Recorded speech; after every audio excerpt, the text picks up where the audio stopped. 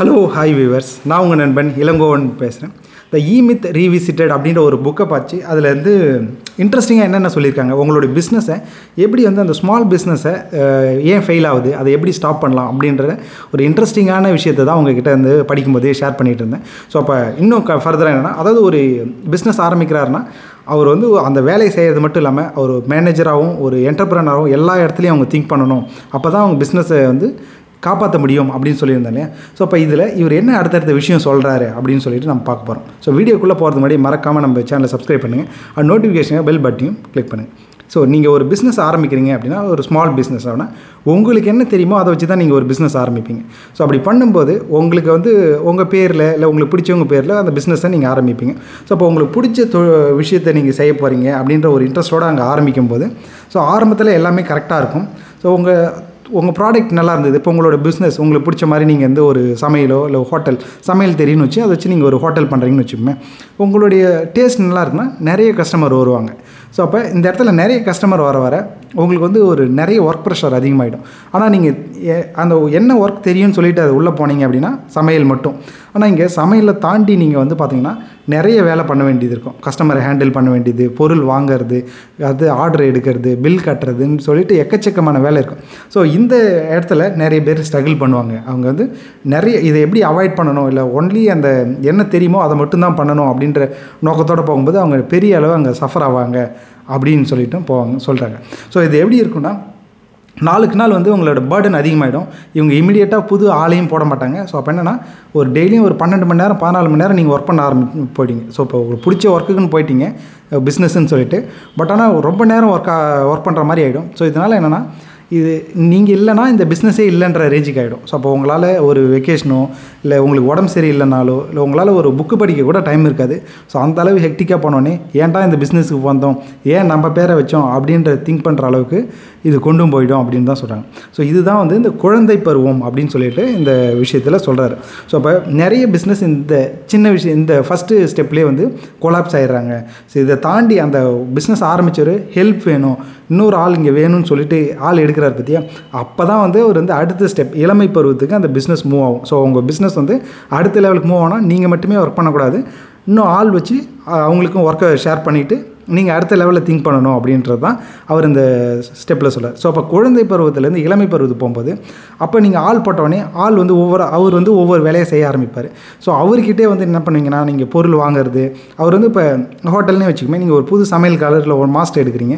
So அவர்கிட்டே பொருள் வாங்குற வேலையும் கொடுக்குறீங்க, அவர்கிட்டே கஸ்டமர் பார்க்குற வேலையும் கொடுக்குறீங்க. ஸோ எல்லாமே அவர் பார்த்துக்கிறாருன்னு சொல்லிட்டு நீங்கள் ரெஸ்ட் எடுக்க ஆரம்பிச்சிடுறீங்க. அப்போ உங்களுக்குள்ளே அந்த வேலை செய்கிற ஆள் போயிட்டு உங்களுக்கு இருக்கிற மேனேஜர் எழுந்திருக்க ஆரம்பிச்சிடறாரு. ஆனால் கொஞ்சம் ரிலாக்ஸாக இருந்துட்டு அவருமே ரொம்ப ரிலாக்ஸாக இருக்க ஆரம்பிச்சிடறாரு.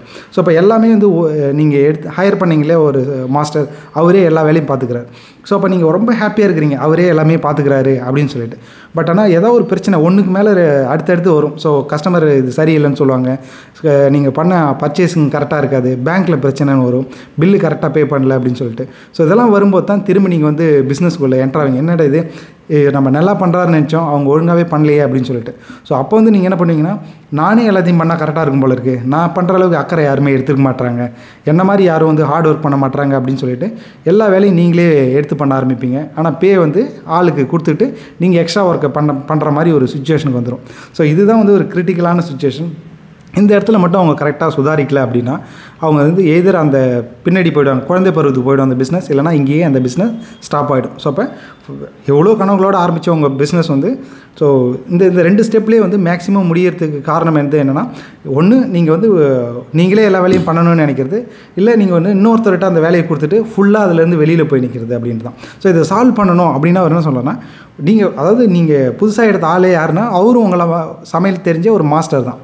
ஸோ அவருக்கு வந்து மற்ற பொருள் எல்லாமே ஹேண்டில் பண்ண தெரியாது. அப்போ நீங்களே உங்களுக்கு இருக்கிற அந்த உங்களுடைய கம்ஃபர்ட் ஜோன்லேருந்து வெளியில் வந்து மற்ற ஸ்கில்ஸை வளர்த்துக்கணும். எப்படி வந்து இந்த நிறைய ஆள்கள் மாஸ்டர்ஸ் இல்லை டெக்னீஷியன்ஸ் தான் ஹேண்டில் பண்ணுறது. ஸோ அந்த ஸ்கில்லை நீங்கள் வந்து வளர்த்துக்கினா தான் ஸோ இதை வந்து ஹேண்டில் பண்ண முடியும். ஏன்னா அவங்களுக்கு தேவையான ஒரு நல்ல டைரெக்ஷன், ஸோ எப்படி எப்படி பண்ணணும் அப்படின்னு சொல்லிட்டு ஒரு நல்ல சிஸ்டத்தை கொண்டுட்டு வரணும் அப்படின்றது தான். ஸோ அதை தான் நீங்கள் கொடுக்கணும், இல்லை அங்கே ஒரு மேனேஜரை நீங்கள் கொண்டுட்டு வரணும் அப்படின்றது தான்.